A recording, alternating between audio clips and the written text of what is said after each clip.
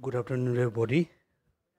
So after long time, so today is the first day of having the Lamrim class for advanced students. As usual, so before we start the actual class, so I will do shortly the revision about our daily practice.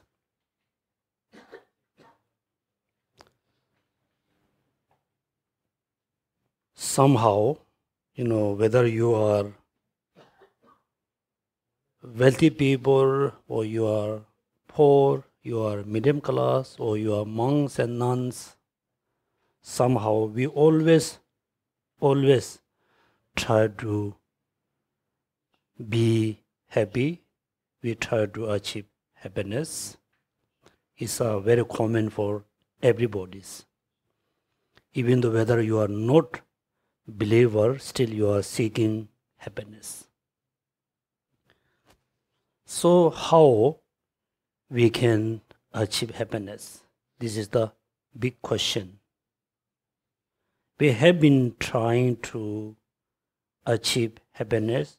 We try to be happy every day, but most time, we are not happy. Sometimes we are not happy at all. Then sometimes also we blame to our previous karma. Sometimes we blame to our friends or relatives or neighbors. But we don't really blame much about ourselves. We must know the main point. Everything, your happiness, your unhappiness is very much depend on you. Human depend on your mind. Therefore, if you are able to train your mind, if you are able to control your minds, your emotion, then we or you can be happy anywhere, everywhere, or any times. If you're not able to control, if you're not able to well train our mind, then all our effort for happiness, all the condition for happiness, not useful. Therefore, every day, we always try to control our thoughts, always try to tame, our minds. This is the first everyday important practice. Therefore, you can see many people, before he or she believe in religion, he and she was very happy. After he or she start to believe in religion, then you can see he or she become more unhappy. It is not, the religion problem. It is our problems because we don't know how to apply the Dharma. Also, we don't know what does mean Dharma. According to Buddhist tradition, Dharma is the Sanskrit word. In Tibetan language, we say Che. Dharma, Che. Che has the two meanings. One, transform your mind, change your mentality. This is one of the meaning of Dharma. The second meaning of Dharma is, not just transform, not just change your mind completely, free from all the negative thoughts. As a beginner, we cannot be, easily free from all the negative thoughts. Still, we able to, definitely, if we try, 100% sure, everybody, no matter the age, no matter, the gender, everybody can change the mind, because the minds are not permanent. Minds are impermanent. Therefore, we can change. So if you know at the beginning, practice Dharma, study Dharma, believing Dharma means you must believe. You must have a strong belief. Yes, if I try, I can change my mind. I can transform my mind. I can have a more happy mind. I can reduce my unhappy mind. You need to believe in Dharma. This is belief in Dharma. Then practice means not just believe, not just think. I can change my mind. I can transform my mind. Not just think. You need to put effort in order to change your, the mindset, in order to transform your mind.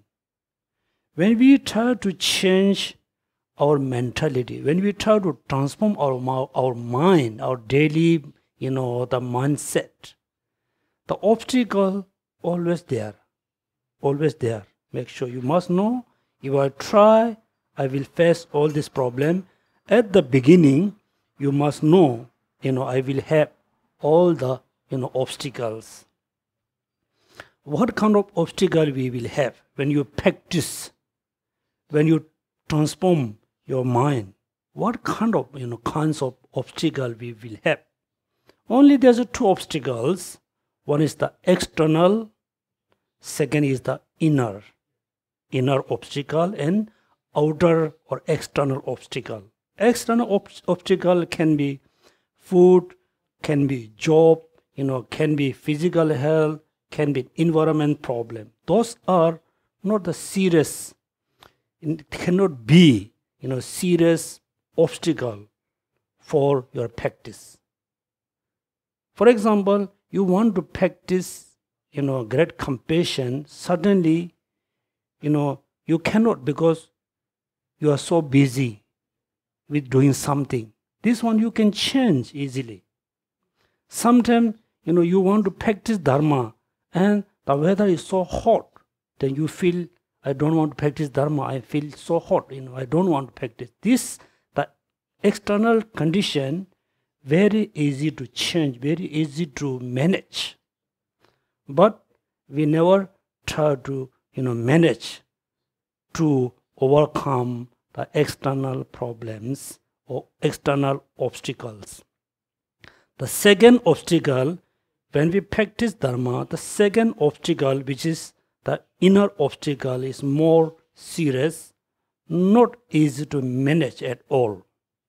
For example, when you woke up in the morning, you had a good sleeping. Then when you woke up, you are very fresh. You feel, you are very happy. Within the sense of happiness, when you start to practice Dharma, then you able to practice. And then in the last minute, somebody, says so bad thing about you when you hurt. Then you become very upset. You become very angry. Then you try to overcome the angry and sadness. Not easy. It not easy. It doesn't mean you cannot. You can. Again, think about impermanent. Impermanent. Therefore, believing Dharma means you must think, I can change my mind. I can be, better person. I can be happier person. Not only this life, I can be, happy person after this life. I can have a better life after this life. So, believing Dharma means every time, you just think, the mind is so powerful. I always need to absorb my mind. I always need to absorb my, the mental action. So this is, the basic thing we must know, we must believe.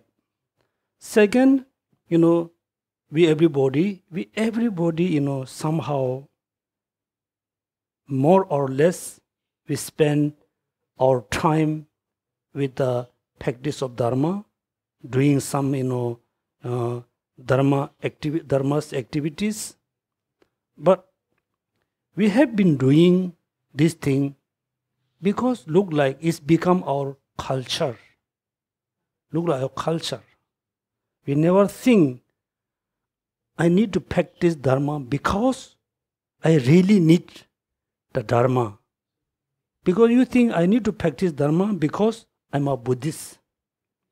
Therefore, I need to practice Dharma. We never think that Dharma is so important, so necessary.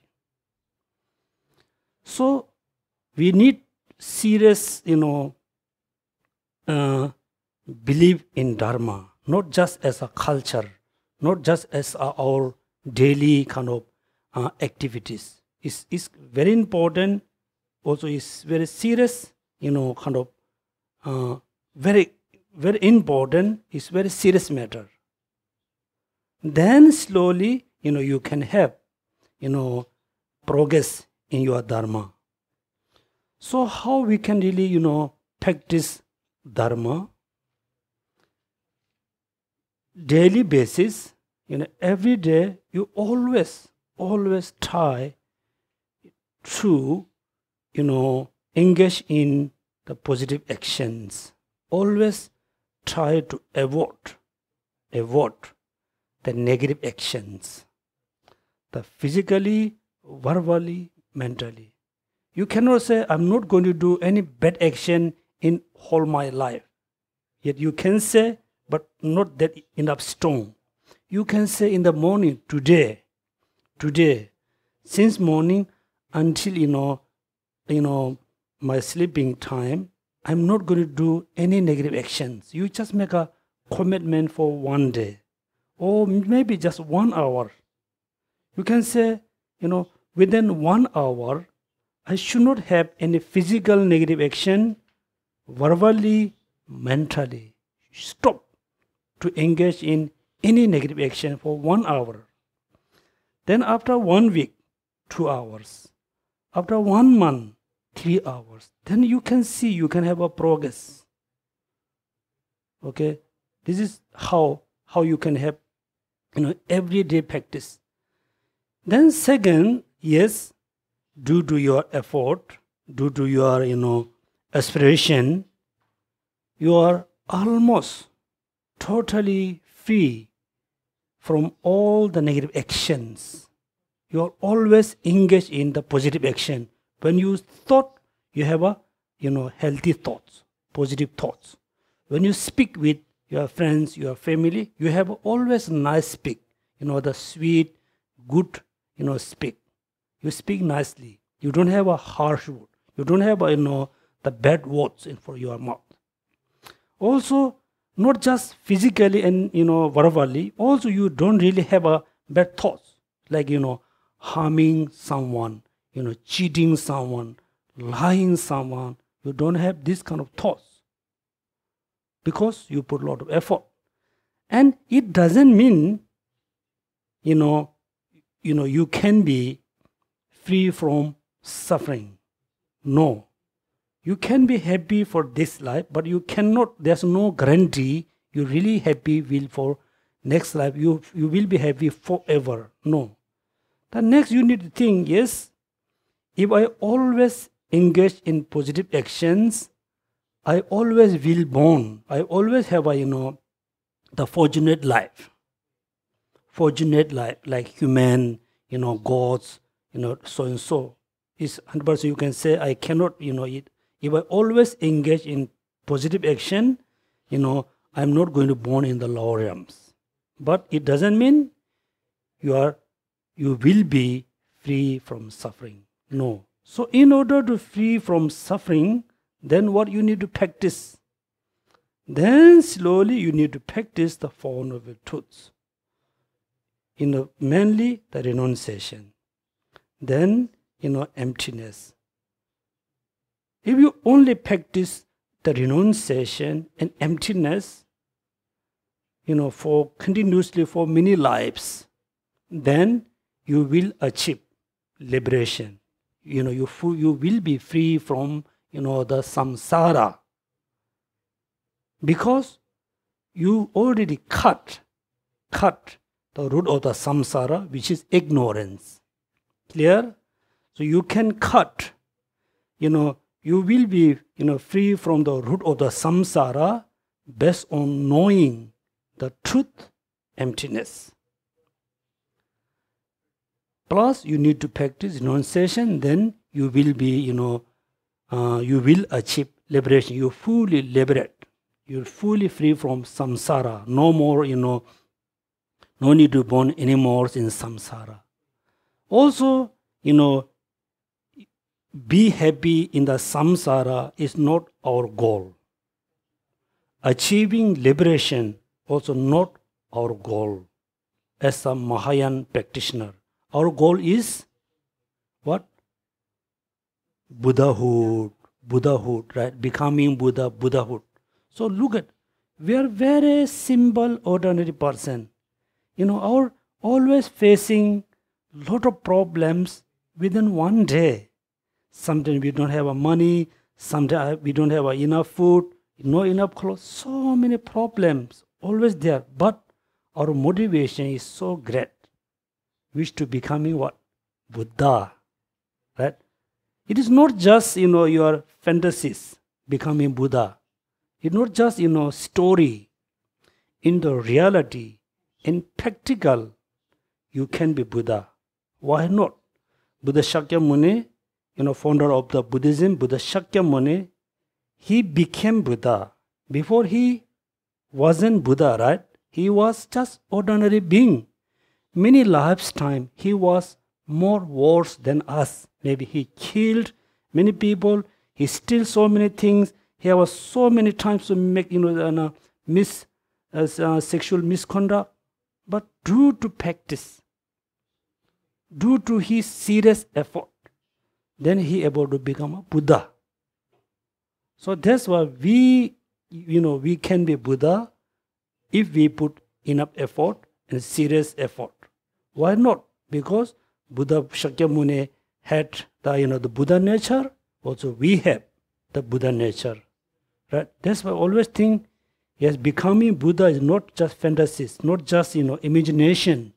It can be truth.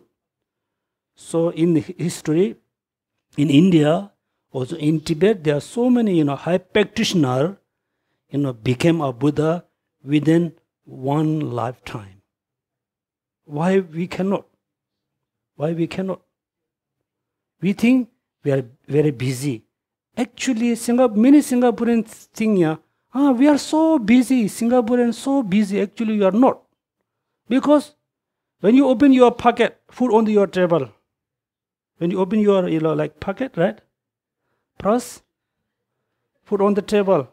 In my country, if I have all, put all money, food never comes, I have to go collect the wood, collect the thing, I have to cook. Look at you two, you are very busy. How do you wash your clothes? Push in the machine, press button, your clothes are washed. Do you think you are busy?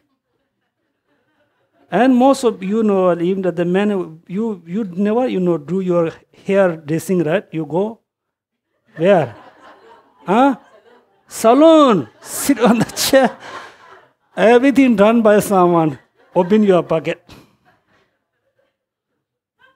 Do you think you are busy? In my country, in India, everything has been done by you physically. Not, for example, walk up early morning. Maybe they just drink black tea. They have to walk 4 kilometers in the mountain, not the flat. Collect the wood, carry behind, no cars. Come back, go and get water. Again, summer you are lucky, you have a water within 1 or 2 kilometers. Winter, for example, when I was little boy, we have to walk with the animals, minimum 4 kilometers, and bring the water in the can. Then wood, then cooking. After cooking, But we don't need to wash because everybody has your individual cup and spoon and plates. After you finish your eating, we no need to wash what? How? They lick. So you think you are busy, right? Actually, I think you are very lazy. Not really busy, huh? No busy. Look, everything press. Coffee also press. We have coffee machine. Because you are not, really busy. Because mainly we cannot have, progress in our practice. Number one, we are not really serious about our practice. Number two, you are very serious, but you are not really putting enough effort. That's why you have to be serious about your practice. You have to be put enough effort. Number third, very important, you are very serious. Okay? You really put, great effort. But sometimes there are lot of misunderstanding about how to practice Dharma. All misunderstanding, I think I can say, is commonly two reasons. One, sometimes you got so many kind of information from someone who doesn't know much. They heard little bit, 10%, and 5% tell you that you are confused because you haven't received the 10%. Number two, I think, for example, I try to teach Dharma. Sometimes I really don't know your like a capacity. Your capacity. I don't know, how much capacity you have to know the Dharma. That's why when I explain teaching, I explain everything. Then you got a headache. It's too much, right? That's why you need to put serious. You have to be serious about Dharma. You have to put serious effort. You need the right understanding. Then practicing Dharma is not that difficult. What usually said, Buddhist people say, you are Buddhist, you should not do this, you should not do this, you should not do this. Too much, non-stop. Stop. It's no good. So you must know the proper understanding of Dharma. Therefore, if you practice the renunciation and emptiness or selflessness, then you can achieve liberation, not the Buddhahood. Clear? That clear. Then, so practicing renunciation, emptiness, also based on certain, condition, certain foundation.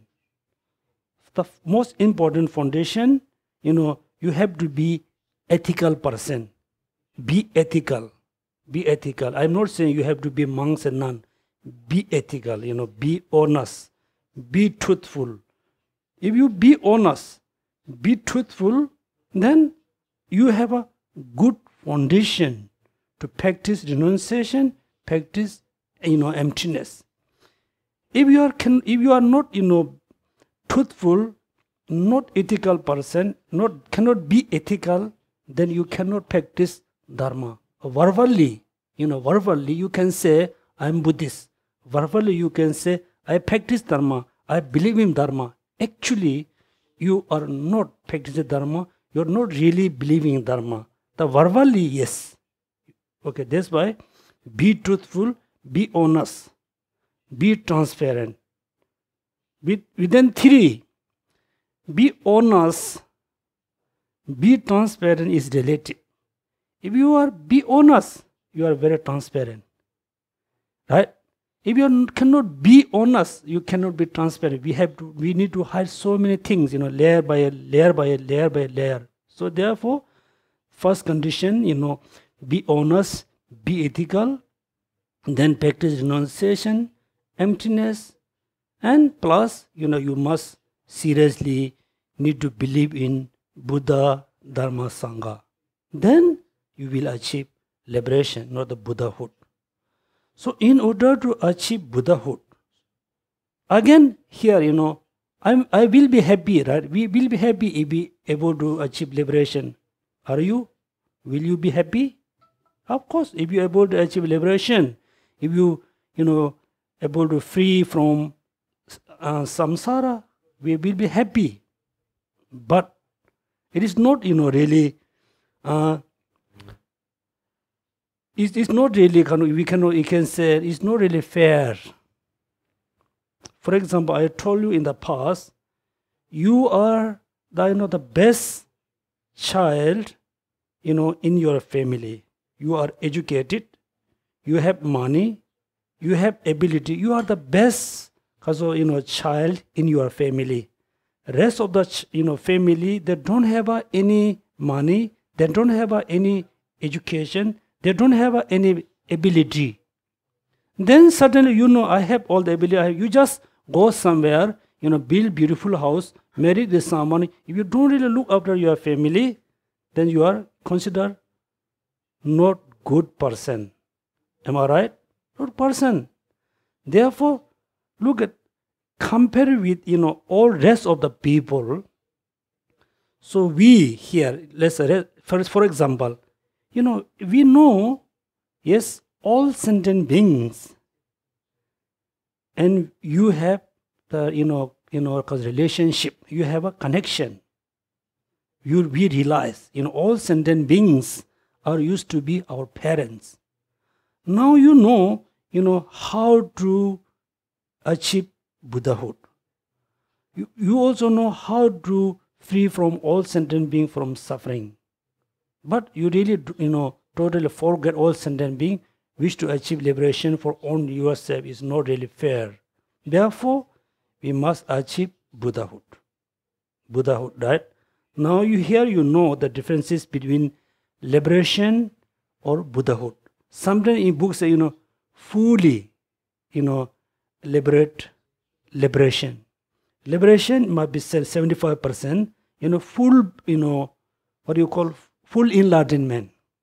Full liberation is like a Buddhahood. Second, what we need to practice in order to achieve Buddhahood. The foundation must be there. The renunciation, be honest, be transparent, practice, emptiness, and taking refuge into Buddha, Dharma, Sangha. The foundation must be there. All of them must be there. Top of them, you need to practice what? Bodhichitta. Bodhichitta is so important, so important. Not just think it is so important.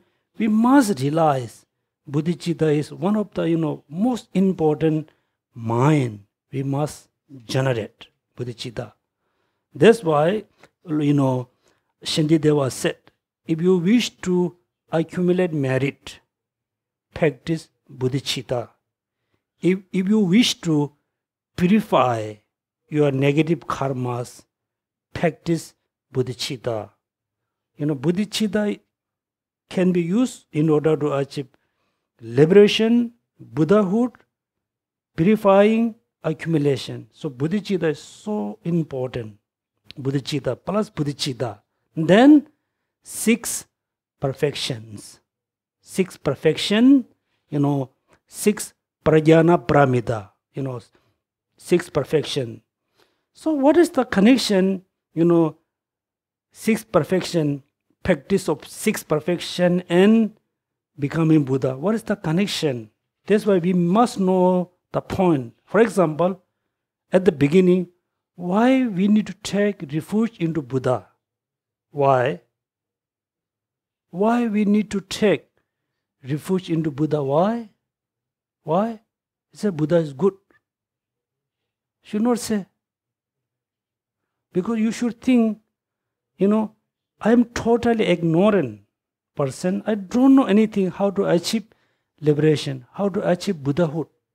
Therefore, Buddha Shakya, all the Buddhas, they know how to, achieve liberation, how to realize emptiness. They are the only being who can teach us the, proper, perfect paths. Therefore, number 1, we should say, I need to take refuge into Buddha, because the Buddha is the only being who completely, free from suffering himself.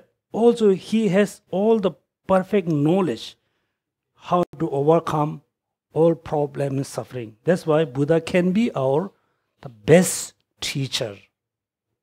That's why first need to take refuge. Why we need the Dharma? Then I told many times, Dharma is like a medicine. When you get sick, you need a doctor. Doctor give you what?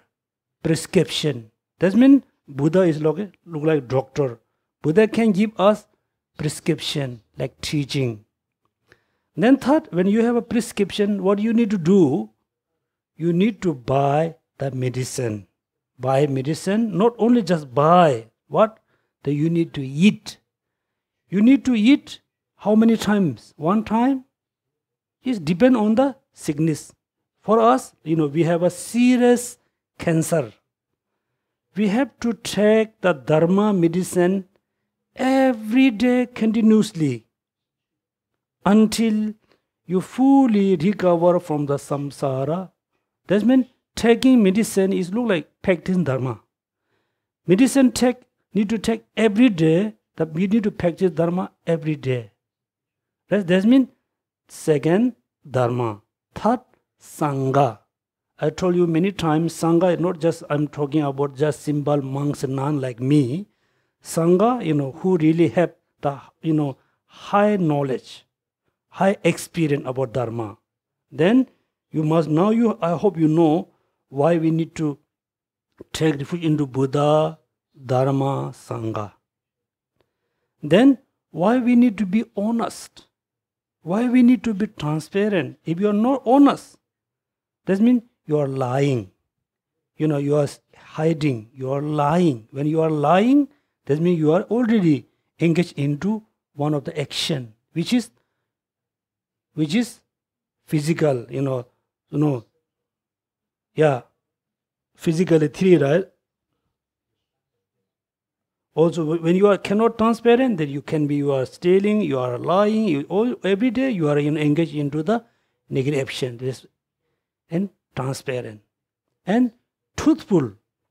But truthful also, is also we have to be very careful. I can see sometime, Buddhist people, when they meet another, or Buddhist brother and sister, suddenly saying, oh, you should do that, you should not do that. Then other people get angry and upset. Right? If you are very honest, very good, also you must know where you have to be honest. You should not be that honest. Right? It does mean you are not really lying. Due to certain, reason, you are not really honest. Be honest. You cannot. Right? For example, you are so thirsty. You are very honest and transparent, and you are on the metro. Somebody has a water. If you just say, "Can I have a water?" then people thought you are crazy. Right? Special monk, they thought is totally crazy. That's why be honest very important. But also be honest is also you must check. It is time to be honest or time, it is time to be, what you call neutral. Okay. Otherwise, from your side you have a good motivation, but sometimes it causes other people get angry, upset. Then other people also, accumulating a lot of negative karma.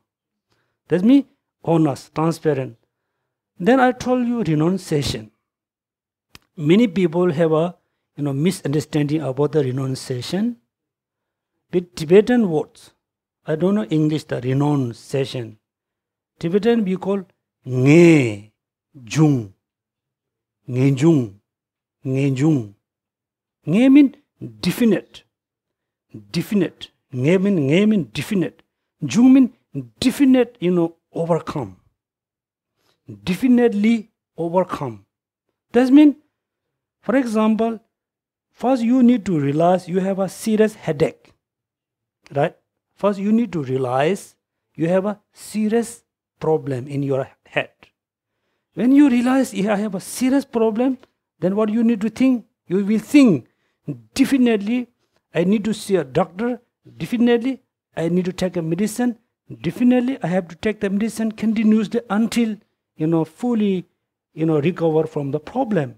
They look at definite overcome.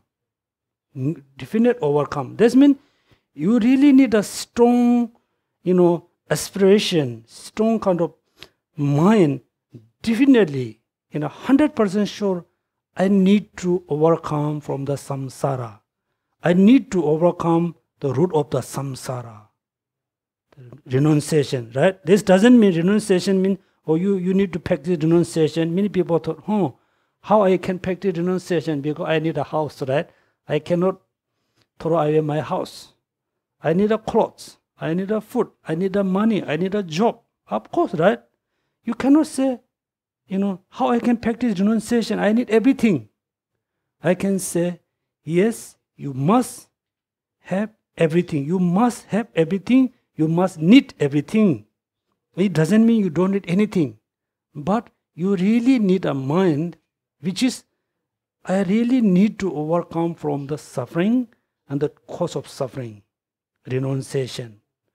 Then, I told you, plus renunciation, emptiness, selflessness is another most important, mind which is we need. For example, why we have all the perception? Why we have all the misperception? For example, when we look at beautiful, let's say one object. When we look at a object, look at a person, some people thought, the person is good looking. Some person said, no, this person not really good looking, he's ugly. The person who think, that person is very, very nice looking, very good looking, that means certainly you have a misperception about the person. Why we have this kind of misperception? For example, misperception of the reality. For example, this table is impermanent. I think you had seen this table, you saw maybe 1 month ago. Right? You saw all the Buddha statue maybe yesterday, someone saw a few months ago. When you came in the center, for you, today Buddha statue and also the Buddha statue which you saw a few months ago, you thought is same. Actually cannot be same. Right? Also, you just compare your photo which you have took in last year, just take today. You compare two photos. The two photos are very big different. That means we are changing. The Buddha statue is changing. Everything is changing. But we don't understand everything is changing. Why we have this kind of misunderstanding, misperception? Why? Who teach us everything is permanent? Nobody teach us, right? Nobody taught us everything is permanent. But for us, everything look like permanent. The house, the Buddha statue, when you meet your friends, for you, it look like same. But in the reality, everything is changing momentarily. It look like just, running water from the high mountain tossed down. When you look at the water, it's rushing too fast. Exactly all the conditioned phenomena, like our body, our speech, our belongings, our families, our brothers, sisters, everything is changing momentarily. Everything, changing momentarily. Everything is moving towards where? Death and decay. As human being, we are rushing towards where? Our final point where? Cemetery. We are rushing to a cemetery. Some are rushing by car, aeroplane, what. Everybody rushing in one direction, ending of this life. Ending of this life, or not ending of the life, ending of this life. But we are totally forget. We really don't realize. Why we have this kind of misperception about the truth and reality? Because of ignorance. We call ignorance. Something is very impure. For us, very pure. Everything is impermanent, but for us, permanent. Something is totally suffered. For us, very pleasant. Because we have a lot of misperception, misunderstanding because of the ignorance. Ignorance, right?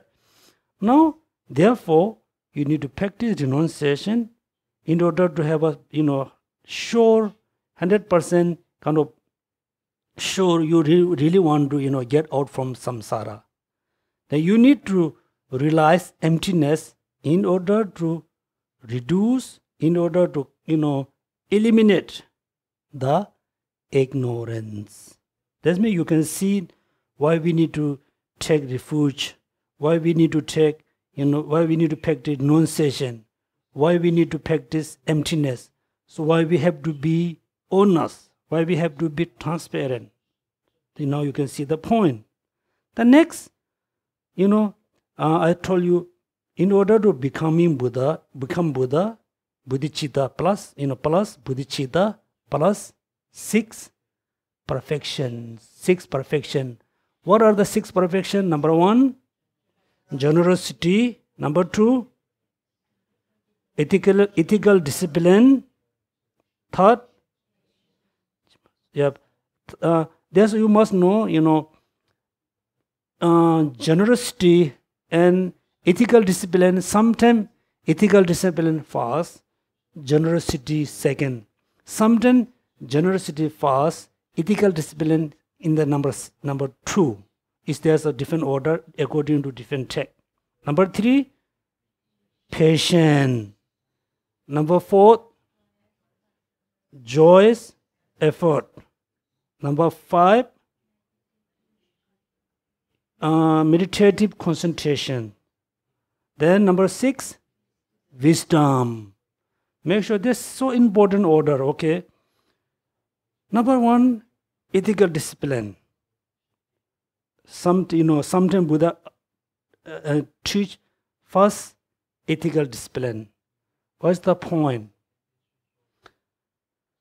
Just compare human and non-human. Of course, some of you have a pet dog, right? Pet dog, pet cat, cats. You just compare you and your dog. You just compare you and your neighbor dogs, right? When you feed, the dog is very happy. The dog very only happy with what? Food, eating and drinking and playing. If you teach, certain kind of sports, jumping, rolling, they can learn, right? If you teach Bodhichitta, they say, whoa, whoa, whoa. Then you can say Bodhichitta, also the dog will say, whoa, whoa, whoa. Definitely, if you compare human and non-human, right? Then non-human, like animals, even though even though within the human, some are not really interested in, Bodhichitta, but they are not interested, it doesn't mean they don't have the ability. They have ability.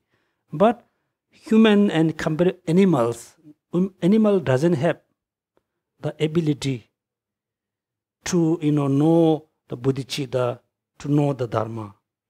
So why we have, this ability? Compared with other, beings, we have the incredible ability.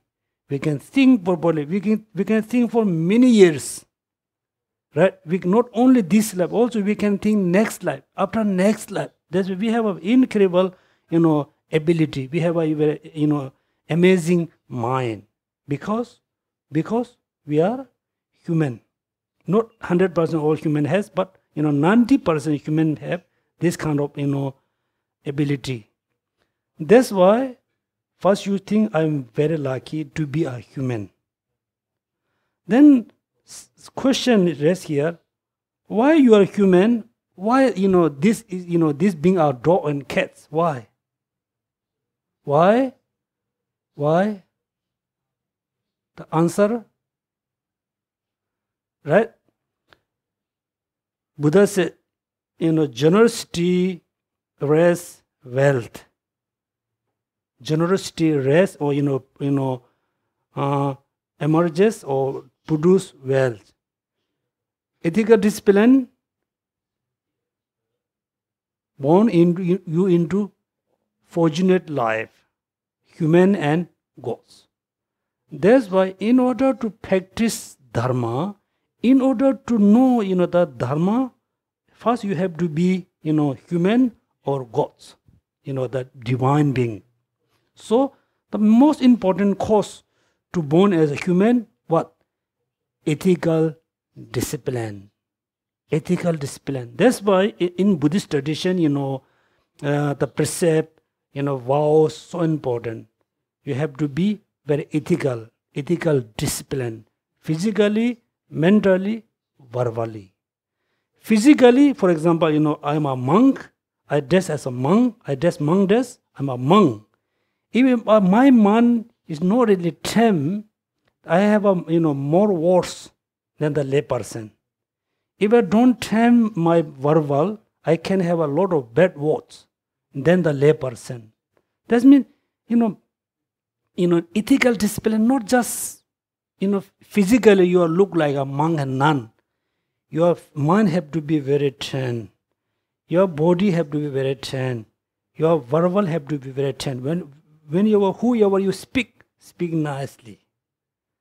Whatever you think in the proper way. Whenever you act physically, act, nicely. That's when ethical discipline is so important cause, so important condition to have human life continuously. That's why number one, right? Without human being, even though divine, we believe in God, they are totally indulged with the, samsaric happiness.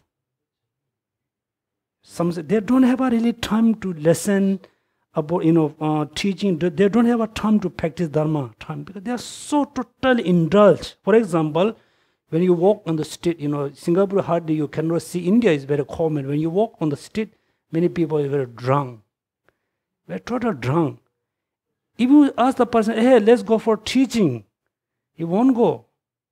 If you ask, hey, let's go for drink, he will come with you. Right? Because he totally indulged with the drink. Same thing, the divine being.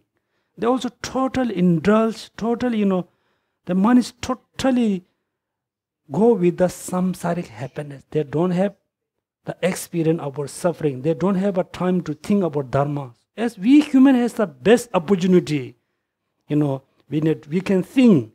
We have a time. We need to think about practice. That's why human being life is so important because of the ethical discipline. Clear? You have to be ethical. Ethical discipline is so important in order to continuously have human life. Related to the human life, another important things. That's why many, Bodhisattva who are in the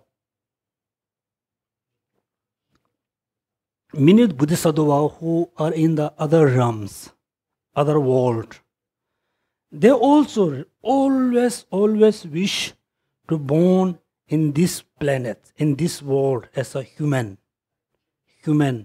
Because our physical body is very unique than the other beings. Because we have all the channels, all the chakra. That's why we are good. We have a good condition to practice Dharma, not just Dharma, practice the Vajrayana. Therefore, ethical discipline is so important. Then number two, why not, put the, the joy effort? Why number two is the generosity? Generosity, why number two? Yes, you can see, even though, if you can see there are so many human beings, they are human as us. They are human being, also we are human being. They are same as us. But due to lack of, certain condition, lot of condition, they don't have a time to practice Dharma. They don't have enough food and clothes. They are taught to have a lot of, external condition, external problem. They cannot practice Dharma. They cannot practice Dharma seriously because they are lacking of the external condition. particularly, the living, what you call living condition, like house, like food, like a job, like money, so many things. Then second, generosity. If you are very generous, it doesn't mean you have to give everything. No, you should not. You must give, you must save. For example, in this life, in the modern time, so we have what? We have insurance, right? Everybody has insurance. Why we need insurance? Car insurance, house insurance, health insurance. Then now somebody went buy the expensive phone, also they need the phone insurance, right? Why? Why we need insurance? Because if you just pay $500 or $600, you can have a new phone. Also, you pay extra money. Make sure if it's damaged, I can have a new. You are trying to secure your phone, your house, everything. That's me. Look at same thing. We need an insurance for next life. Not only this life, right? Insurance, because now we are already human. We have all the condition, but we only think today. Then next life you won't have anything. You only practice ethical discipline. If you don't give something, then next life you can be human, but you will totally lacking of all the condition, right? That's why in order to secure for next life, after next life, you have to be generous. That means you have a $10 today. If you have only $10, will you finish this $10 today? Will you spend all $10 today? No. You will spend $1 today, save $9 for next. Right? Same thing. If you have a something, you must use more than half for this life, 25% for next life. How we can secure? Due to practice of generosity. When you give something to someone, when you offer something to someone, you must offer with a pure motivation. Very pure.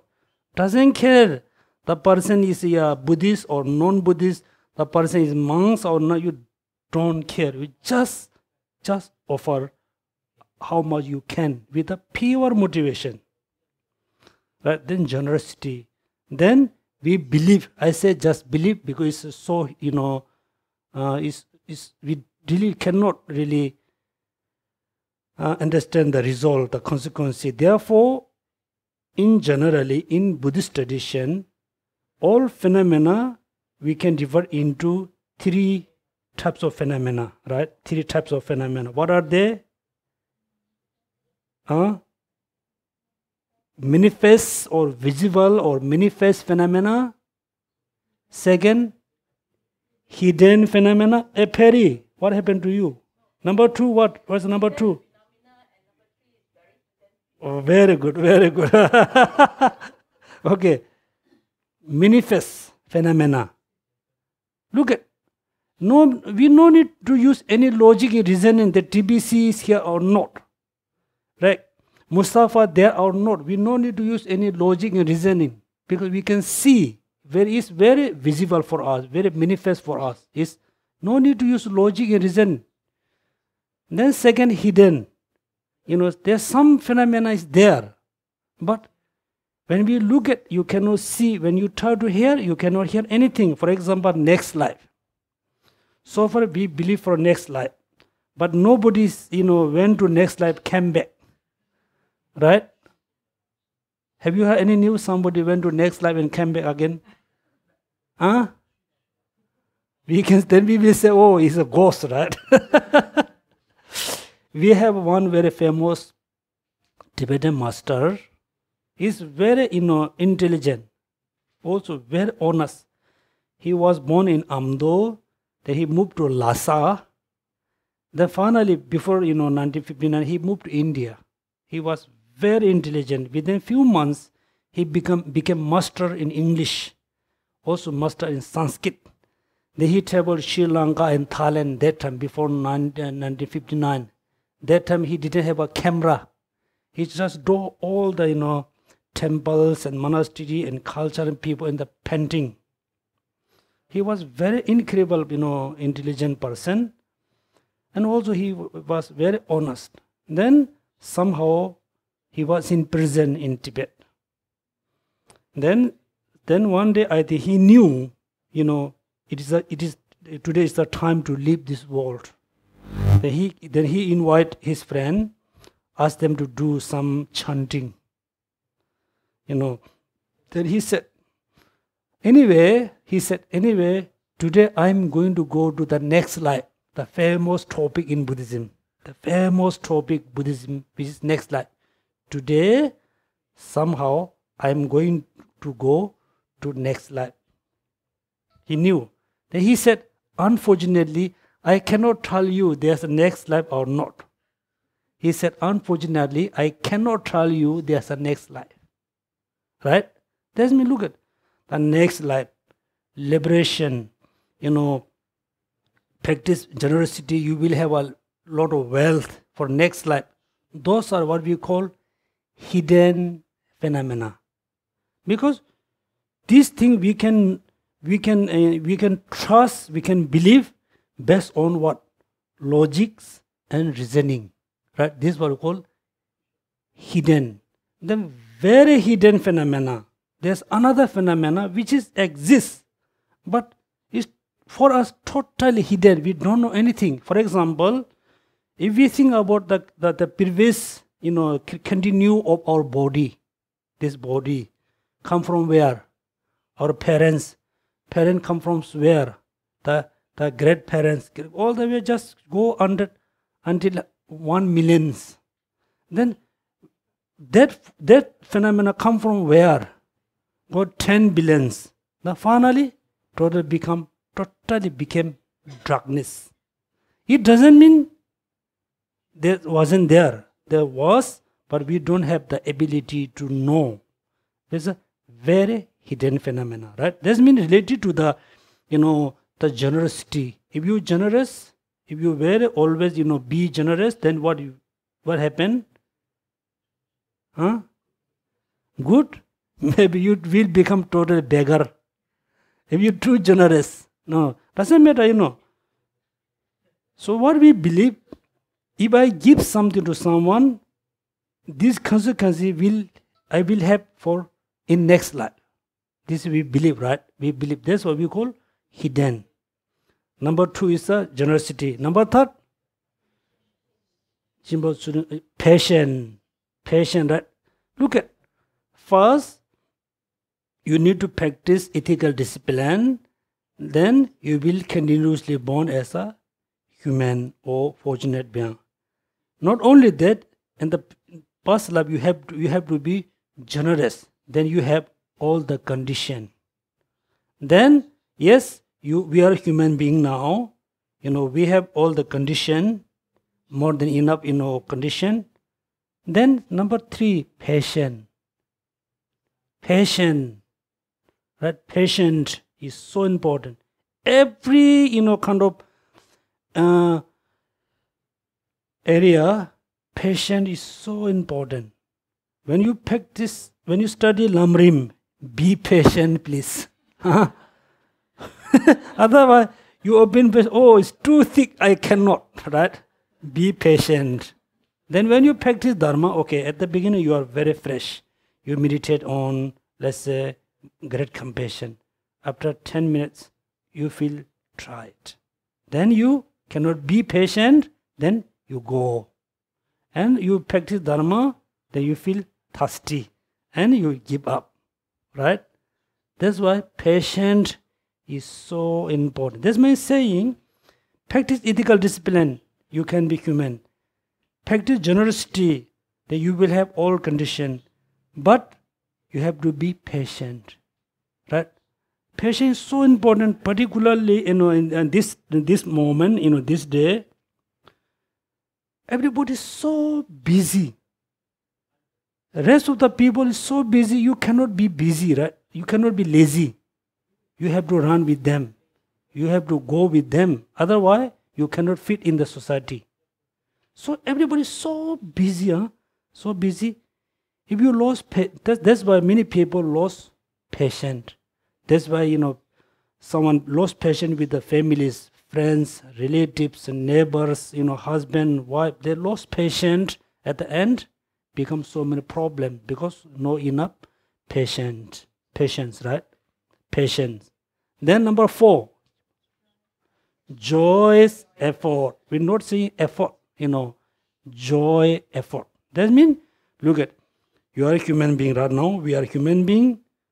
Do you have enough condition to practice Dharma? Yes or no? Be honest. Yes, right. Be honest, huh? I told you, be honest. You have enough condition to practice Dharma. You have an inner condition to study Dharma. Then, Jimba Tsunim Zoba. Number 3, are you patient? Huh? Are you patient? Huh? How many years you want to try? Trying. You are in the bed. Are you patient for Dharma? You say, I am trying. I tell you very interesting, not story. One of the very famous Tibetan masters says, first 20 years, even though I didn't think about, practice Dharma. That means 20 years pass. Let's say someone is 20 years old, say, until I'm 20, I didn't think about, study, practice Dharma, which is we all. Almost 20 plus, we didn't think about. Then, then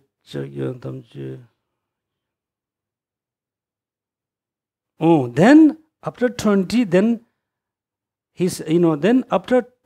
then another 20 I pass.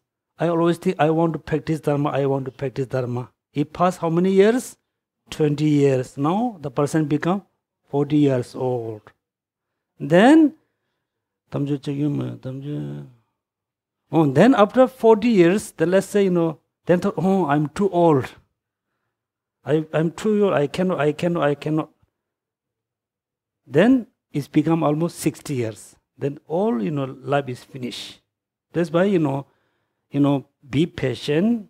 Then be patient means definitely look at, all of you, I never been to university and college. I went to, like primary school. Most of you, went to college, university. At the beginning, what did you learn? A, B, C, D, E, R, S, N, C, O, right? You learn this thing. First few days, few weeks, you had a lot of difficulties to remember all the alphabets. Slowly, you complete your study. Even the simple kind of, language study, you need a lot of patience. Practice Dharma, definitely you need a patience. Also, at the beginning, you will have difficulties, you have problems. Sometimes you feel I cannot. Sometimes you think I can. You will have, please put continuously effort. Put effort continuously for 1 day, 2 day, 3 day, 1 week, 1 month. If you put effort continuously after 1 month, within 1 month, 100% sure, you will feel, I can. Before you have, I can, I cannot. I can, I cannot. After 1 month, you will have more can. Less cannot. Less cannot. After 1 year, only can. What Chinese say? Hui, right? Hui, pussy kai. Hui, I can, that. Yeah, I can, hui. Hui la, right? Before we have a lot of can, cannot. Then less cannot, more can. After 1 year, you always have a I can. So therefore, today is the beginning of the Lamrim class. I just, telling you how you have to how you need to change your practice. So, for example, last time we had a retreat for 10 days, only 10 days. Because I was there, also I was doing, like visualization, meditation, recitation. At the same time, I absorb each of the person who are attend, absorb. At the beginning, I can see, somebody hold mala, looking around like this. Then close eye, chan, chan, chan. Then moving their leg like this. Then watching, checking their time. First day, no good. Second day, become better. Third, fourth day, become much better. The ninth day, they are totally good. I wish, they can continue another 10 days. This is, depend on your practice. Okay? That means, Chimba Tsurim Zoba. Third is the patience. Fourth, joy, effort. There's a two words. We said effort. Why say joy, effort?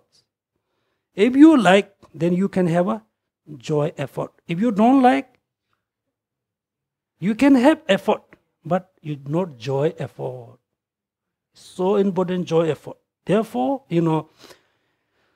before you practice Dharma, before you do your study, your meditation, you must know, the consequence of meditation. The faults of not doing meditation. For example, somebody bring you a product like medicine, like a vitamin, right? Vitamin. He has only one, like container. He tell you this is very important. If you take one pill every day, you never get sick. Only one container. Then you ask where I can buy, right? Definitely you will ask where I can buy. You say, oh, you can buy from Stacy Kora Mall, but it closed for 1 week or 1 month. Then every day you think when it's going to open. Because the medicine is so good, you really want to buy. You cannot wait. Right? That means you need a joy effort. You really need a sense of sense of happy to practice study. You can have sense of happiness, sense of to Dharma, practice of Dharma, when you know the consequences will be really good. That means joy effort. Not just effort, joy effort. Right? Then number 5, concentration. Now you go more deeper, right? Look at first 4 is very general. Ethical discipline, generosity, patience, joy effort. Now meditative concentration. Meditative concentration. So, in order to have, the perfect meditative concentration, you need to know the few things.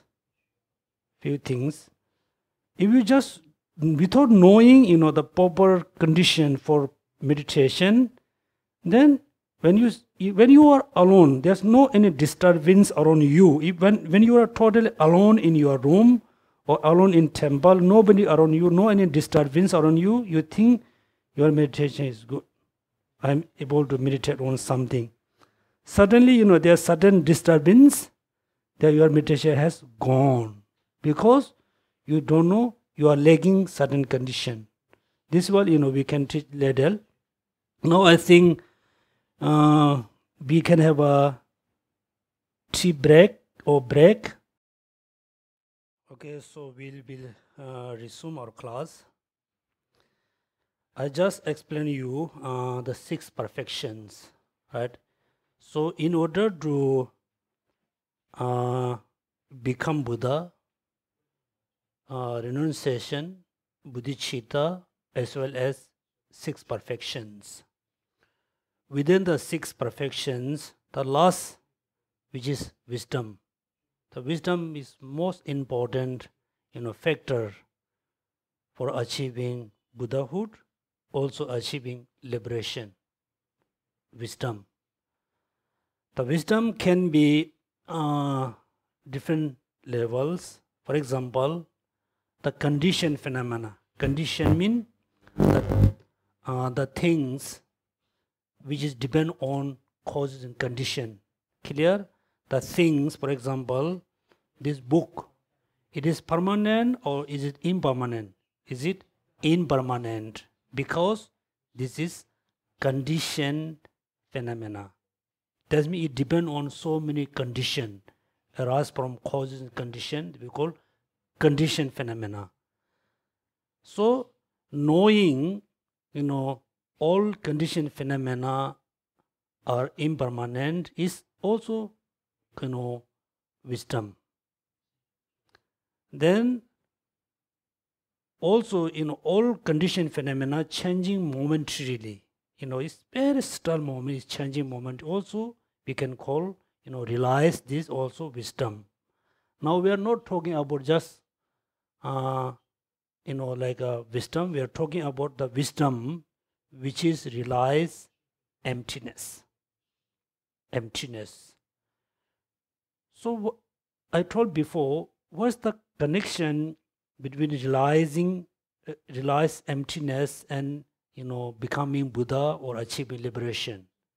Because the root of the samsara is ignorance. Okay, the root of all problems and sufferings also rooted by ignorance. Ignorance. The wisdom which is we are going to study, the wisdom which is we going to study, the wisdom is totally direct, contradict with the ignorance, which is cause, which is the root of the samsara and sufferings.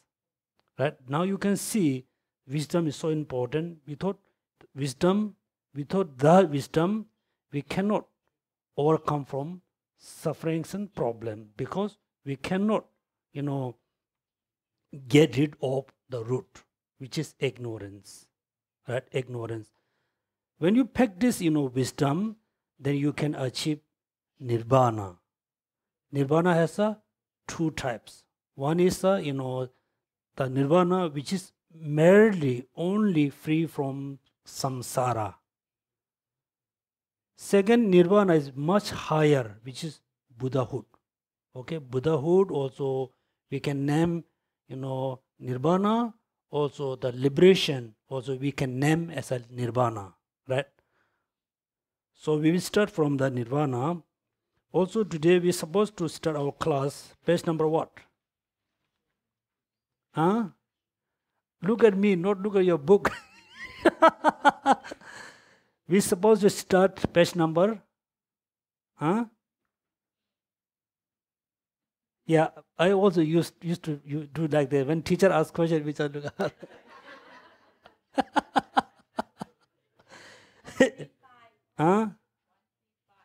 1-3. Huh? What? 1-3. No. No, we're supposed to start from 126. Misunderstanding the object to be negated. Also then I asked to do some homework, right? Yeah. Anyway, so I'm going to start the page number 118. 118. Nirvana. So these few pages are so important. So I will, we will go once more. 119. Okay. At the beginnings, there's a two division, right? Number one. What's the number one? The stage of entry into reality. Please keep in mind. Number two, germination of reality. That means how, how we can enter into reality or emptiness. Second is how we can really, realize, how we can understand, emptiness. There's a two meanings, two, division. The question, nirvana, right? Also you can say nirvana, also you can say nirbana. But traditional, I think nirvana, but in the Burmese people say nirbana. It's same meaning. Nirvana or nirbana. Nirvana is the reality one, seeks to attain, right? Look at nirvana. That means happiness, temporal happiness, then lasting happiness. Happiness for happy forever, happy forever. For example, right now we have a temporal happiness, right? For example, this morning we were happy, or maybe this morning we weren't happy. Now we are happy. Now we are happy. Evening we are not happy. So our happiness like this, not really permanent, not lasting happiness. The lasting happiness, kind of not permanent. We can still say the permanent happiness, which is nirvana. But what is the nirvana? Question number 1, right? What is the nirvana? If enter into reality means methods for attaining it. So reality can be true, the achievement, and which is going to achieve through. Number 1, what is the nirvana? Nirvana is the reality one seeks to attain. Right? That means our achievement is the nirvana. So how we can enter into reality, how we can enter into the nirvana means a method for attaining it. Then how do you enter? Here you need to know two things. The nirvana, then second, how to achieve nirvana, right? One, our achievement. Second is how to achieve, the methods. That reply, right? The reality that you seek to attain. Please make sure, because I thought we need to go once more. The reality that you seek to attain, the embodiment of truth. Embodiment of truth is the total extension, embodiment of the truth. That means we have a three kayas. Three Buddha's kaya. One is Rupa kaya, Dharma kaya, Nirvana kaya. Nirvana kaya, right? Yes, you talk about Nirvana. Nirvana, Nibbana, they are same. Embodiment of truth. So, what is the Nirvana? What is the embodiment of the truth? What is this? Then the answer is here. Is the total extension. Right? What is? It is total extension of conceptions. There's a S. Conceptions of both. Both means self and which belong to the self. Make sure, what is the nirvana? Nirvana is the total extension of conception. Just a simple conceptions. Which conception? The both, which are self and which belong to self. Right? Now, if somebody asks, what is the nirvana? Nirvana is the total extinction of conception of both self and which belong to self. Conception of, that means ignorance. Total extinction of ignorance of self, ignorance of the the phenomena. It belongs to. Look, belongs means look at. When we say I, right? I, me is a self. Then what we say? My hand, my head. When we say my hand and my head, that means head and hands look like belongs to whom? I, self. They say self and belong to it.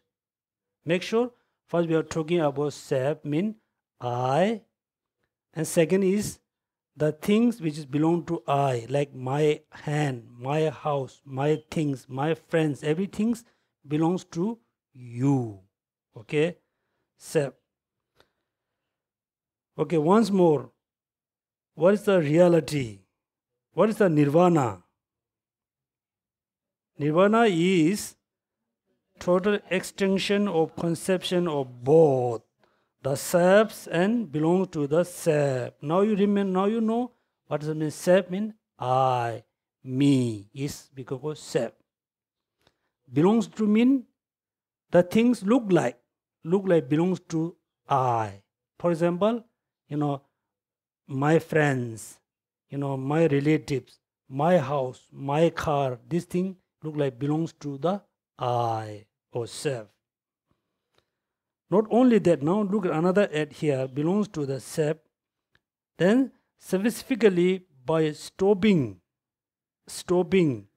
all the various internal and external phenomena from appearing as though they were reality is self, which they are not, right? Along with the latent predisposition for such as false appearance. Now here you need to know another thing. First, selves and things belong to self. That means me and mine. Right? Me and mine. Mine means my hand, my head, my things. So when you totally eliminate the conception, that means the ignorance. We simply say the ignorance of self, ignorance of mind or the belonging. One. Second, they add all various internal external phenomena from appearings as though they were reality itself. Now look at, based on our experience, you just look at somewhere, something. When we look at things over there, we can for us, they appear us, right? Appear us. We can perceive things as exist from there. Exist from there, right? Then we have a perception. For example, when we watch a movie, right? When we are in the movie theater, when we are watching movie, we are just looking at the screen, right? Look like everything is coming from the screen side, right?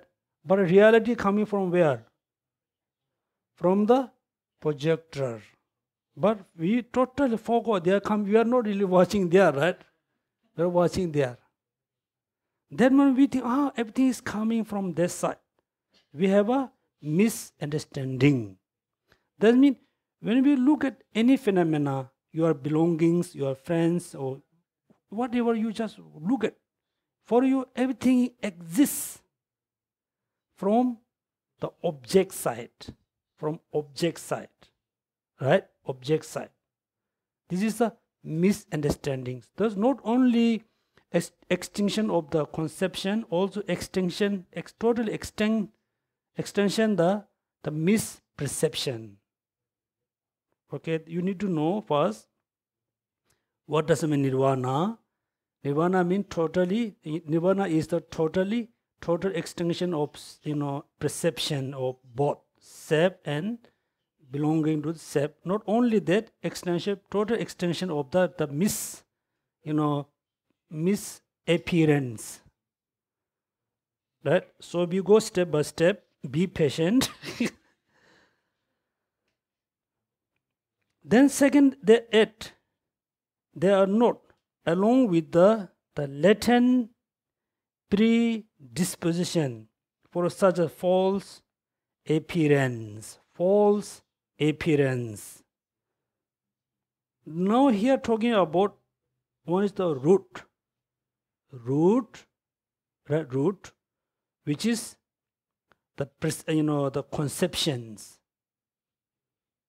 Ignorance is the root. So we have a ignorance. Due to ignorance, whatever appear to us appear from the object side, right? Which are not. Why we have this kind of false appearance? Because the latent, can you see English? The latent predisposition of such a false appearance. For example, now you can see, we can just give analogy with something. Suddenly, we are just walking in the market. We saw one man. The man looked like, the features look like one of the famous, like say, European actor. Look like very famous European actor or very famous European actress. Then when you see the person, we really don't know. But due to some mistake, somebody introduced us. Oh, he is one of the famous European actress or actor, or she is one of the European actress. Then what we thought, wow, yes, he or she is really. The next time when you see the person, again you feel so happy. You feel so happy because you are meeting, the famous person.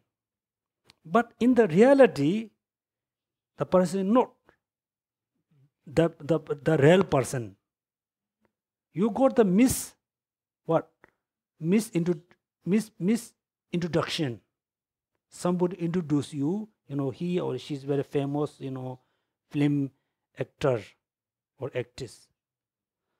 Since until you really know the person is not the really, the film actor or actress, then you always have a misperception. Whenever you meet the person, you feel so happy. Am I right? So happy. Everything happened because first moment somebody give you the wrong information, wrong introduction.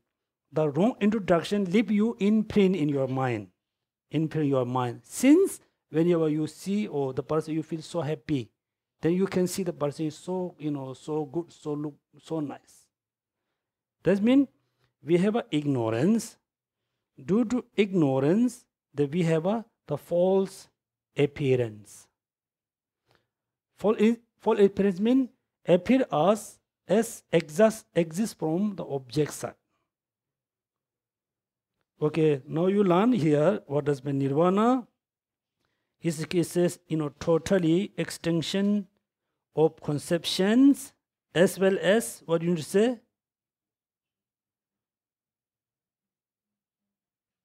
Stopping, stopped all the various internal and external phenomena from appearing as though their reality is self. It is happened because which they are not along with the latent predisposition. That means when you achieve Nirvana, you are totally free from the two conceptions. Number one. Number two, you are totally free from the false appearance. Also, not only that, you are totally free from the latent disposition, right? The mental imprints of the ignorance. Next, the stage by which you enter the reality are. Now, first explain, Nirvana, which is we going to, achieve, or we always seek to attain. Number two, the stage by which you enter the reality are as follows. First, having contemplated how we can enter into Nirvana. Okay, clear? How we can enter into Nirvana.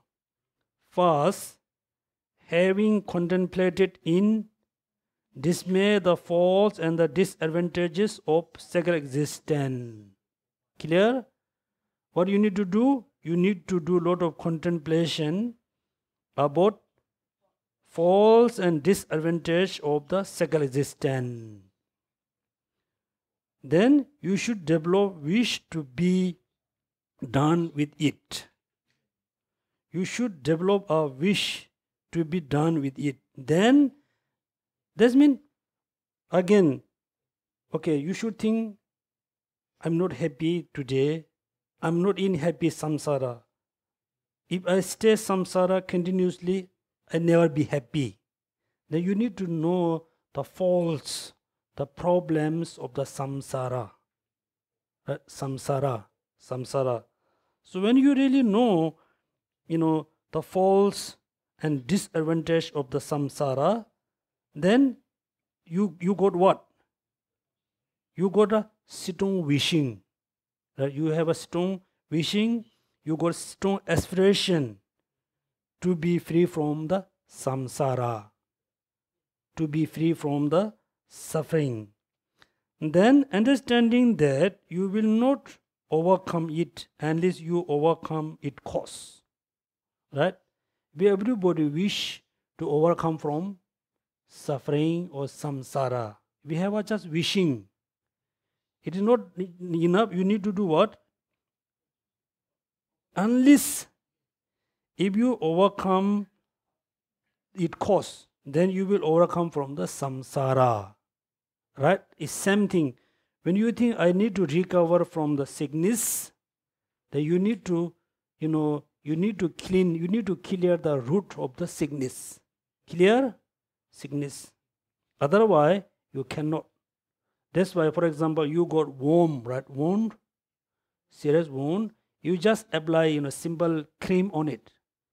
Continuously, few months, it not go away. At least you need to, do serious medicine to dry, the root of the wound. Same thing, you not just have enough. It is not just enough to have a strong wishing to overcome from suffering. Unless if you are able to overcome from the cause, then you will be free from the cause of, free from suffering. Unless you overcome its cause. Then what you need to do? You research its root. Right? Nirvana, I wish to achieve Nirvana. How you can be achieve Nirvana? You can achieve Nirvana if you are free from suffering or second existence, samsara. How you can be freed from the suffering or samsara? How? You have to be free from or overcome from the causes and condition of the samsara. Then you research its root, considering what may be the root cause of second existence. Right? That's why I said you be serious mean you should think I wish to achieve Nirvana. How?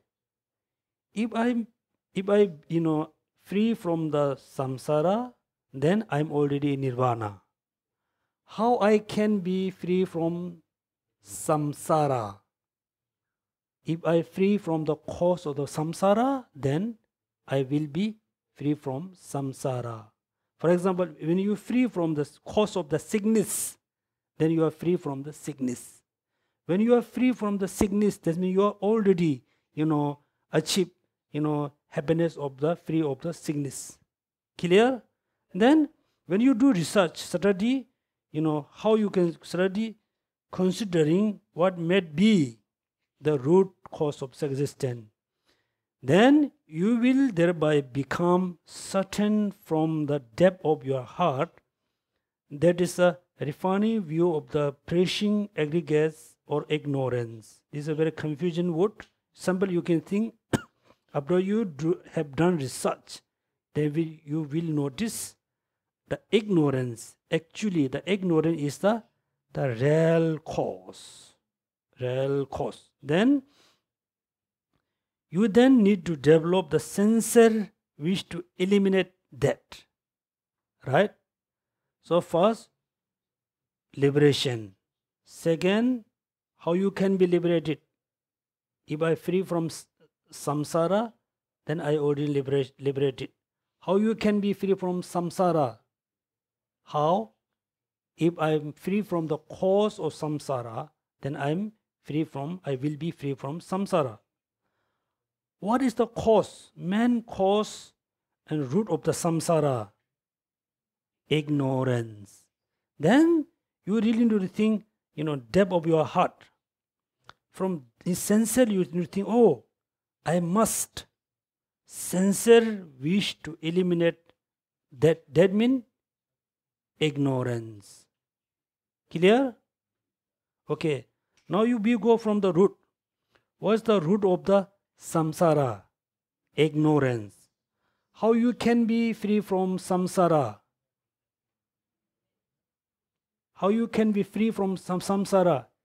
If I overcome, if I able to overcome from the root of the samsara, then I will be free from samsara. Then I will achieve nirvana. Right? Then you should not be just, verbally say, you think, sincere, wish to eliminate that.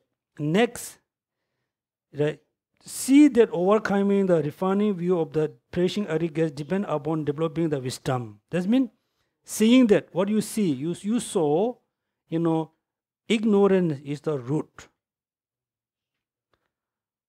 How you can, eliminate the root of the samsara, which is ignorance, then depends upon what? Depend upon developing the wisdom. It's not saying, depend on, wisdom. Depend on developing wisdom. The wisdom that knows that the self as thus concept does not exist. Okay, again, ignorance is the root. How you can overcome from the ignorance? If I develop the wisdom which is knows that the self as though concept does not exist, then you will then see that you have to refute that self. Because, certain in the refutation, relying upon scriptures and lies on the reasoning, the contradict its existence. So here I think everybody has a confusion or everybody has a question. Look at the sentence here. Developing the wisdom that knows that the self as though concept does not exist. What does mean? It's quite, very complicated words. Generally, self exists. I exist. Me exists. Right? Don't you think? I exist. If there are no I, who experience the suffering? Who experience the happiness? That means definitely I exists. Self exists. Not exist selfly. Not exist independently. For example, let's say, what is this? This mala, like rosary, mala. Is sandalwood? Is sandalwood mala? No, it's not sandalwood. Right? Now we have to differentiate between mala and the sandalwood mala. Okay, sandalwood mala. Mala exists, but the sandalwood mala is no exists, never existent. Clear? That means I, which is the basis of the samsara, which is basis of the nirvana. I. Are you exist? Yes, you are here, right? Exist. I exist, but the I is mentioned. The I, right? The I. That the self. Look at wisdom that know that the self, not say self, right, directly. The self as the concept does not exist. What? Does not exist the self. Self. Here, look at. That means I exist, the person is exists, but the permanent person is no exist. The independent person is no exist. Right? That's why when you say, I'm not happy. Usually we say, I am not happy. Who are not happy? I am not happy. I am. That time when you say, I'm not happy, for you, the I appear to you as a independent self, independent I. Right? Clear? So in order to know this one, I don't want to move very fast, because if you don't understand these few pages, the next so difficult to understand. That means you simply say, I exist. I exist or not? Yes, I exist. I experience happiness. I experience suffering. I exist. Is the independent I exist? No. Permanent I exist? No. Right? That means you must make a differentiate between independent I and conventional eyes. Ultimate and conventional eyes. Simply we can put this way. The conventional I is exists. The conventional I is exists, which is I, which is me. Clear? But I, which is the independent I, is not exist. For us, when we think about I, we thought I is somewhere. Right? Now you need to study where is the I exist in your head. Is the I is in your head, in your throat, in your heart? Where? When you study, like parts by parts of your body, from your leg, your feet to head, head to feet, you study, part by parts. Then you cannot find my head is not me, my head is not me. All parts of body is not me, not you, right? Then you feel, I know exist. And also doesn't make sense, right? If you say I know exist, doesn't make sense. I exist. Then second you think, maybe me, I is not my body, maybe my mind. That maybe I am my mind. Then which mind? And you are a anger, you are attachment, you are compassion, what you? Then finally you will notice, yes, I am not consciousness. I am not any part of my body. Still, then you thought I must be there, independent phenomena, which is not depend on my body, not depend on my mind. For us, I mean always for us, I mean the independent I. So we have a misunderstanding, misperception about I. Right? So now ignorance is a mind. The wisdom also a mind. We have two minds. Let's say we don't have actually the wisdom which is empty. Just two minds. Then there's only one eye, not two eyes. The wisdom also relies I. The ignorant also relies I. Both of perceive the I, perceive or concept the I. Let me look at like a parents has one child. Actually, in the reality, the child is very good child. Good, honest, and everything is perfect. The child is perfect. The mother really realized the truth child.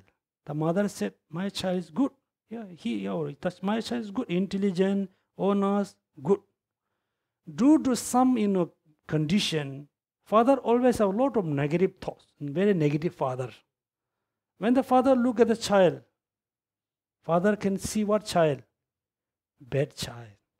Mother can see good child. There is only one child, but for the mother, the child is good.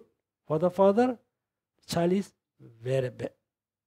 For one child. That means wisdom, ignorance, versus ignorance on the left side, wisdom on the right side. It's a bit bad, huh? Both of this watching to whom? I. I. Then when wisdom watching, conceive the I, look at the I, for him I is just merely dependent phenomena, not independent phenomena. Merely dependent phenomena, which is truth. For ignorance, the I is independent phenomena. Independent phenomena, which is totally wrong. That means ignorance always grabs I as a independent I.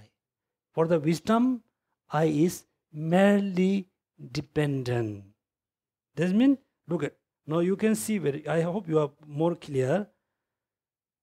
This is ignorance, because for the ignorance, the I, perceived as a independent phenomena, which is wrong, because the I is not independent phenomena. It is dependent phenomena. That means he is wrong. That means we call ignorance. That means ignorance concept, appear I as a independent phenomena. For the wisdom, dependent phenomena. Right? That means you need to, here say you need to then see here, knows that the self, thus concept, which self?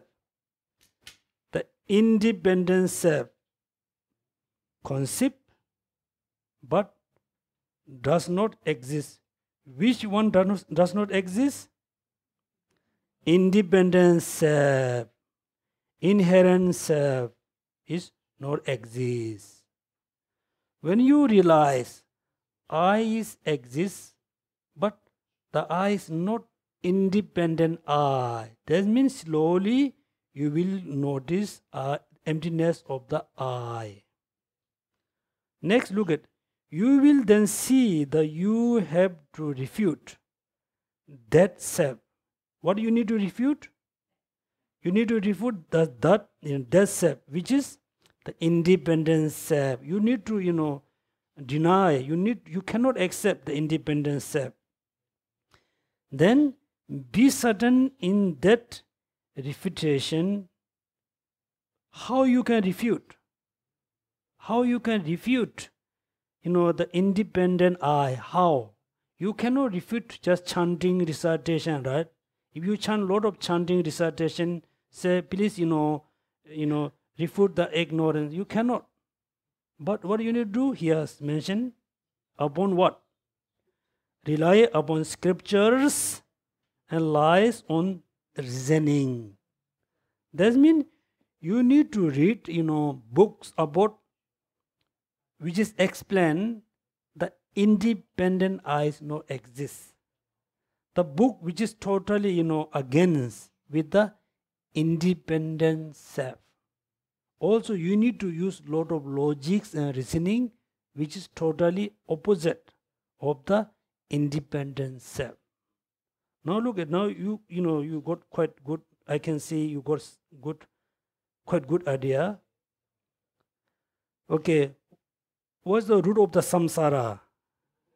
Ignorance. Very clear. How we can eliminate ignorance? How we can eliminate ignorance? Through, gaining or through accomplish the wisdom, not just wisdom, the wisdom. Which wisdom? The wisdom which relies,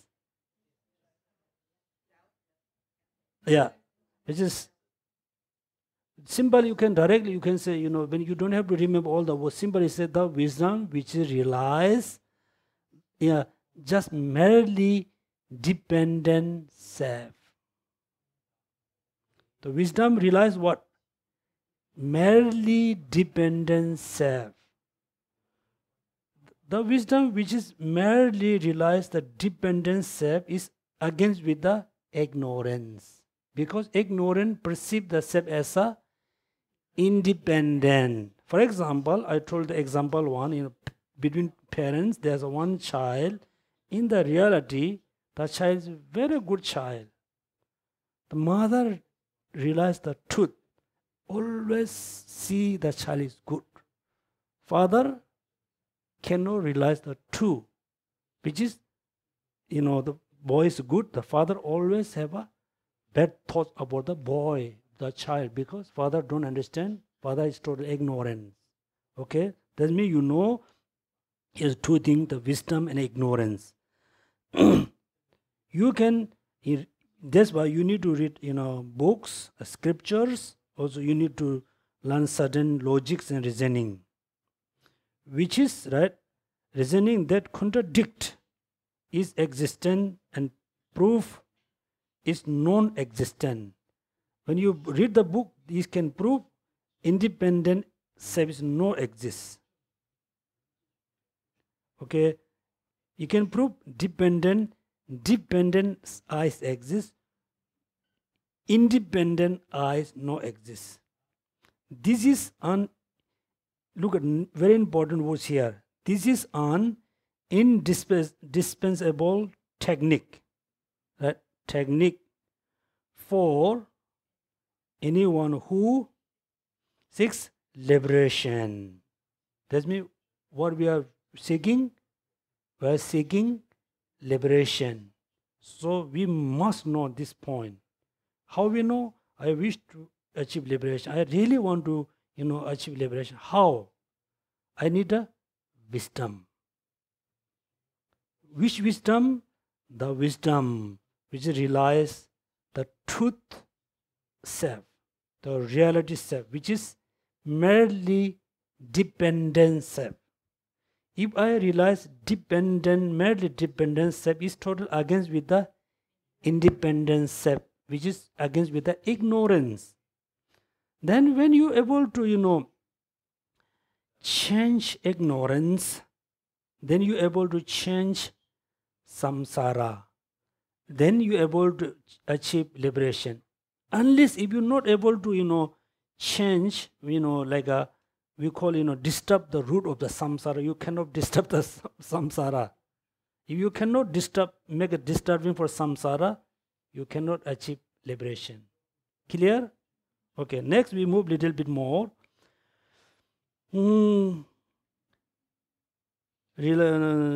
This is after you have those arrived at the philosophical view that discerns that the self and which belong to the self lack even the shade of intrinsic nature.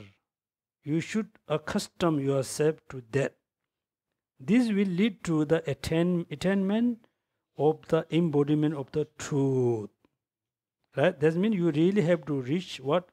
After you have thus arrived at the philosophical view that discern self and the which belong to the self lack even the shade of the intrinsic nature. That means again, it's serious because it's very important, also very serious matter. Now you really need to study. I'm exist or not? Yes, I'm exist. How you exist? I'm not exist independently. But usually I thought, we feel I exist independent I. For example, when I say I'm not happy, right? Not happy. Who are not happy? I'm not happy. Why not? Then you can say I have all kinds of problem I have. Then you study, where are you? How you are exist? You should say, I'm not happy, right? People pump here, right? I'm not happy. Oh, I'm happy. When you open your chest, what you can see lungs. Just look at your lungs, you can see what? Heart. Open your heart, you can see there's pumping. Open your lungs, there's just a lot of hollow. That means when you open our chest, there's no I. Open our head, there's no I. That means then we feel, oh, maybe there's no I. Right? Then we thought, oh, it's not really logical. It's totally illogical because I can see, I can hear, I can feel it. Still, I cannot deny I is not exist. Then how I exist? I exist merely dependent, dependently. Now you can see, the wisdom and ignorance totally contradict each other. Right? That means, look at, there's a huge building, then if we know there's a one pillar, at the end there's one pillar, if you put bomb the pillar, then whole building going to collapse. Right? That means overall nirvana, then samsara, then all the sufferings, everything rooted by whom? Ignorance. So we have to, change from the root, which is ignorance. How? Scripture and reasoning. Right? Reasoning. So when you reach to this, then finally you need a strong conviction. Yes, I exist, but I not exist intrinsically. Intrinsically. Yes, my five aggregates exist. My five aggregates not exist. What? Intrinsically, not independently. Then look at next sentence here. So should custom yourself. At the beginning, if you don't know a lot of logic, it's simple. You think I exist, but I'm not exist independently. My body exists, but not exist independently. Everything exists around me, but not exist independently. Everything around me exists, but not exist permanently. Everything is moving, everything is changing. You just do chanting, huh? When you go back your home, you go say, I'm exist. Then people say, what happened to you? Then you can say, I'm not exist independently. Yes, good. You just chanting, I'm exist, not independently, merely dependently. My body exists, but not exist independently, not exist intrinsically, merely dependently. Everything exists, but not permanently, not independently, merely dependent. If you keep saying, then you got the habits to think this way. Then slowly, after a few months, if you look at around, then feel for you more easy to control all the negative thoughts. For example, if you have a habit to blame yourself, criticize yourself, then everything becomes very easy. Somebody criticizes you, you say, oh yeah, yes, it's my problem. No problem, it's my problem. Very easy. Right? If somebody argue with you, then you say, yeah, I know, it's my problem. Everything is very easy. Because we don't have a habit to blame ourselves. So you must custom yourself to that. This will, what happen if you have a good custom, then this will lead to the attainment of the embodiment of the truth. It will lead to the liberation and Buddhahood. Right? Now we have to do a lot of preparation. Yes, somehow if you are not serious about practice Dharma, then okay. If you are very serious about achieving liberation or Buddhahood, then you should think, yes, this is liberation. How I can achieve liberation? If I free from samsara, then I can achieve liberation.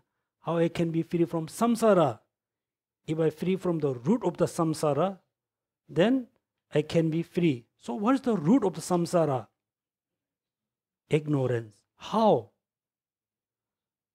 the root is samsara? Then look at, I have a body, I have a life, I am a human being. So everything depending on karma. Karma also depend on ignorance. Finally, you need a sincere conviction. Yes, ignorance is the root. I must do something for ignorance. Then, if I change ignorance, samsara will change. If samsara will change, I will. You are very close to liberation or Buddhahood. Then question here. You say that all of this affliction, right? Affliction, karma, bodies, agents. Who is the agent? The self. I, me are the agent. That means afflictions, attachment, desire, so on. Then karma, body, agents, and effect are not reality. Are not reality. Still, though they are not reality, they appear to the chalice in the ghost of reality, like a phantom city, and so forth. Now look at affliction, karma, body, agents, and effort are not reality. It's not reality as appear to us. We are not saying no. We are not saying there is no affliction, no karma, no body, no agent. They are there, but they are not as there, which is we believe. They are not there as appear to us. This means this is not a reality. For example, what's the example? The appear to the chalice in the ghost of reality, like a phantom city, and so forth. If this is so, again argument. If this is so, then what is the reality, and how do you enter the reality? Again, okay, the afflictions, the karma, the bodies, the agent are there. Everything is there, but not they are as we believe, as appear to us. How they appear to us? They appear to us as a independent phenomena, independent entity. For example, you look at say, for example, what is this? What is this? Box. Simple box for the the face mic. So when you think about this box, first this is just one piece, right? When you closely study, there's many parts, many parts. When you open, finally you cannot find the box, right? It doesn't mean the box is not there. Also, when you study yourself, you cannot find any parts of body is you. Any parts of your mind is you. But it doesn't mean you are not exist. After you study, few days, then you can feel, something you're going to fall into one of the extremes. Maybe annihilation, right? Annihilation means nothingness, right? For example, you studied like that the TBC, Tibetan Buddhist Center. Which one Tibetan Buddhist Center? The door, the windows, all the altars, all the painting, all the Buddhas, or me? No, right? So where's the Tibetan Buddhist Center? Where? Then you thought, where's the Tibetan Buddhist Center? Somewhere. Then you thought, this. When you study, very closely, there's no Tibetan Buddhist Center. Actually, this is the very clear indication Tibetan Buddhist Center is there, but not there are independently, merely designation, merely depending on something. But at the beginning, for us, everything exists independently. So this is the ignorance. Okay. Oh, time is moving so fast, huh? Cannot finish one page.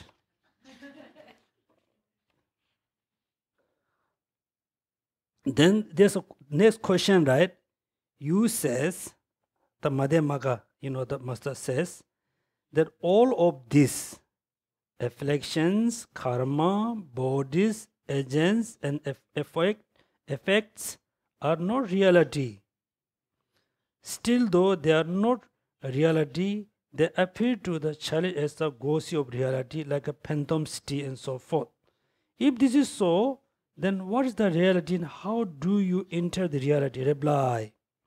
Reality is the total extension of the conception of the both self and that which belong to the self in regard to the internal and external.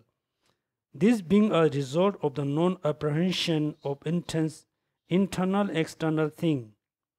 So this is to try to explain what does mean reality, how you can enter the reality.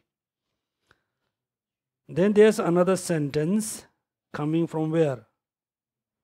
The middle way, Madhyamaka Avatara by Chandrakirti.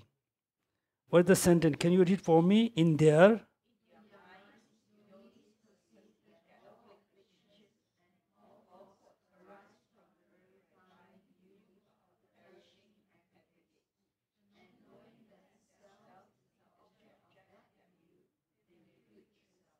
Okay. If you cannot, memorize all this one, please memorize this sentence. It's very useful in their mind. Even though us are in their minds, yogis perceive that all affliction and all faults arise from where? A refining view of the pressing arrogance. Simple way, you can say all faults, afflictions arise from ignorance. Ignorance of self or ignorance of an aggregates, or ignorance of about self, ignorance of the phenomena. Okay, once more, in their mind, yogi perceive the all affliction and all fault arise from, simple as ignorance. We put as ignorance. Which ignorance? Ignorance of self, ignorance of phenomena. Right? And knowing that the self is the object of the view, the refuge to the self. Object. Okay, object. Right? Object. We are talking about two things. One, self. Second, object. Self. Self and object. Self is the, knowing that the self is the object. The self is object. What is the subject? Self is object of the view. They refute the self. Okay, now you're talking about two things, object and subject. I think some of you are very new, maybe not, I'm not sure. For example, when you hear the sound is object to receive.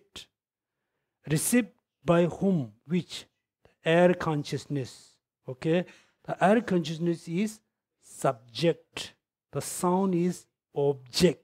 The nose consciousness is subject. The fragrance or smell is the object. Perceive and perceiver. Right? Perceived means things perceived. Perceive whom? The subject. That means ignorance is the subject. Clear? Ignorance is the subject. Ignorant perceived what? The object. Object which? The self. Look at this way. And knowing that the self is the object of view. Object of the view means the self is the object of the ignorance. Self is not ignorance. Self is the object. Ignorance is a mind. Make sure. The refute the self. Okay. So it's quite lot of words you need to learn. Simply now once more. Okay. Ignorance is subject. Perceiver. Ignorant perceive what? The subject. Which one subject? The self. I'm not saying self, okay? Ignorant perceive the self. Which self? The independent self. The intrinsic self is the subject. Ignorant perceive the independent intrinsic self. So now wisdom. Wisdom is subject. What is the object of wisdom? The merely dependent self. Okay? Merely dependent self, or merely, lacking of independent self is the object of the wisdom. Wisdom perceive self, but not perceive self as an independent perceive as a dependent. Now you can say ignorant, wisdom. They perceive two things. Then ignorance is the root. And all the, samsara or samsaric problem, everything rooted by ignorance. How you can eliminate ignorance? Through practice of wisdom. Wisdom. How you can have this wisdom? Through scriptures or reasoning. Once you have the wisdom, then wisdom lead you to nirvana. No wisdom, no nirvana. Right? No wisdom, no nirvana. Because sometimes it's kind of very few, small page, but it's what you call a lot of put together. Because it's translated from Tibetan language, or also who wrote this book is, Lama Tsongkhapa. This Lamrim, he didn't, I think, didn't give us a teaching. I think he purposely, composed everything very detailedly, very, precisely, as his academic books. That's why, small, sentence has a, short sentence has a lot of, things put together. Okay, so today we can stop here. Once more, I think we need a once more class until the page number, what? Showing the doors, settings, etc. Okay. Page number 1 to 4. Please, everybody, read sentence by sentence. Only 3 pages. Even though not, 2.5 pages. Please read sentence by sentence. If you really confused, if you totally don't know, you keep a note. Okay, keep a note. It's so important. Then, if you have, quite good understanding these 3 pages, then next become very easy. Then next become much easier. So please read sentence by sentence as a homework.